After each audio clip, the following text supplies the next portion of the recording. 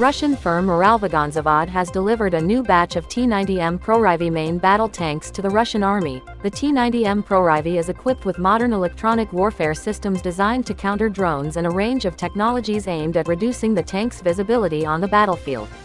Egypt has reportedly signed an agreement with China to purchase J-10C fighter jets, aiming to replace its aging fleet of F-16 Fighting Falcons. The J-10C is a multi-role fighter jet equipped with advanced air-to-air and air-to-ground weaponry. The deal comes after Cairo declined offers from both the United States and Russia to upgrade or replace its fleet. South Korea and the United States have launched a collaborative underwater mission aimed at locating and retrieving the remains of a U.S. bomber and its crew that were lost during the Korean War. The operation involves 22 divers and underwater archaeologists. The effort is focused on finding the remains of 3 American servicemen who were aboard the bomber when it crashed shortly after taking off from the K-9 Air Station in Busan.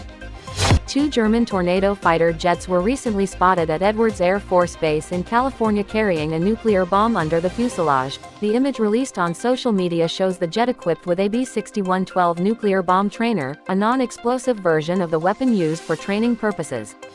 The Ukrainian company Besimar has developed an interceptor drone to shoot down Russian drones. This drone is capable of conducting reconnaissance missions and can fly for 2.5 hours with range of 50 to 60 kilometers.